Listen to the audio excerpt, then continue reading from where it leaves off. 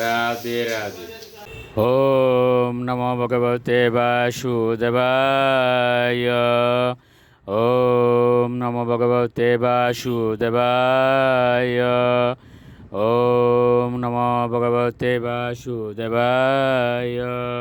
শ্রীমদ্ ভাগবত চতুর্থ স্কন্দ পুষণম সপ্তম অধ্যায় যজ্ঞের যজ্ঞানুষ্ঠান। শ্লোক 26।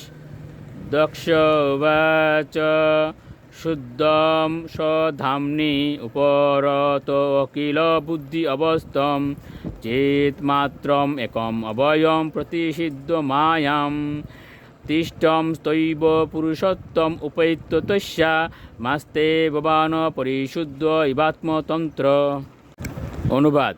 গণেশ্বর ভগবানকে সম্বোধন করে দক্ষ বললেন, হে প্রভু, আপনি কল্পনা প্রসূত সমস্ত অবস্থার অতীত। আপনি সম্পূর্ণরূপে চিন্ময়, নির্ভয় এবং সর্বাবস্থাতেই আপনি মায়াধীশ। যদিও আপনি জড়া প্রকৃতিতে আবির্ভূত হন, কিন্তু আপনি মায়াতীত।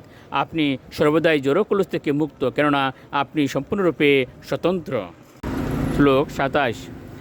ঋতে যুচু তত্ত্বম ন তে বয়ম অনঞ্জন রুদ্র শাপাত কর্মণ্যব গ্রহ দীয় ভগবন বিদাম ধর্ম উপলক্ষণম ইদম ত্রিবিদ অদরাক্কম ধ্যাতম ইয়দ অর্থম অধিদৈবম অদব্যবস্থা। অনুবাদ। ভগবানকে সম্বোধন করে ঋত্বিকেরা বললেন, হে ভগবান, আপনি জড় কলুষের অতীত। শিবের অনুচরদের অভিশাপের ফলে আমরা সকাম কর্মে আসক্ত হয়েছি এবং তার ফলে আমরা এখন অধঃপতিত হয়েছি এবং আপনার বিষয়ে তাই আমরা কিছুই জানি না। যজ্ঞ করার অজুহাতে আমরা এখন বৈদিক জ্ঞানের 3টি বিভাগের অনুশাসনে জড়িয়ে পড়েছি। আমরা জানি যে আপনি দেবতাদের স্বীয় ভাগ প্রদান করার আয়োজন করেছেন। শ্লোক 28। সদস্য উচু উৎপত্তি অদনি অশরণে ক্লেশ দুর্গে অন্তক উগ্র বেল অনিষ্টে বিষয় মৃগ তৃষি আত্মগেহ উরুভার দণ্ড সব্রে কল মৃগ ভয়ে সুখ দাবে অজ্ঞস্বার্থ পাদকস্তে শরণত কদা ইয়াতি কাম উপসৃষ্ট। অনুবাদ। সবার সদস্যরা ভগবানকে সম্বোধন করে বললেন, এ সন্তপ্ত জীবদের একমাত্র আশ্রয়। বদ্ধ জীবনের এই দুর্ভেদ্য দুর্গে কালরূপী সর্প সর্বদা দংশন করতে উদ্যত হয়ে রয়েছে। এই জগৎ তথাকথিত সুখ এবং দুঃখের গর্তে পূর্ণ এবং সেখানে বহু হিংস্র পশু সর্বদা আক্রমণ করতে উদ্যত।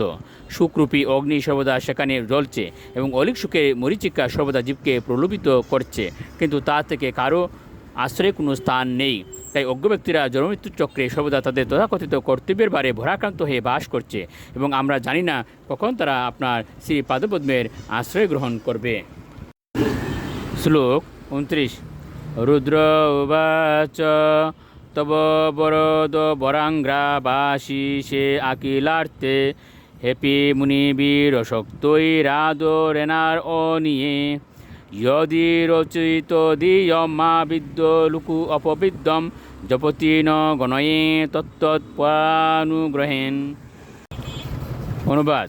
শিব বললেন, হে ভগবান, আমার মন এবং চেতনা নিরন্তর আপনার শ্রী পাদপদ্মে স্থির থাকে, যা সমস্ত অভীষ্টপ্রদ হওয়ার ফলে সমস্ত মুক্ত মহর্ষিদের দ্বারা পূজিত।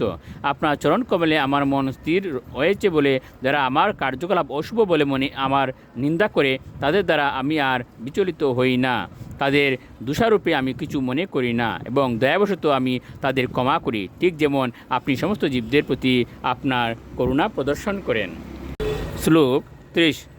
ভৃগুরুবাচ যৎ মায়য়া গহনয়া পরিতাত্মবুধা ব্রহ্মাদয়স্তনুবৃতস্তমসি স্বপন্ত নাত্মনসিতম তব বিদন্ত দুনাপি তত্ত্বম সুঅয়ম প্রসিদতু ভবান প্রণতাত্মবন্ধু।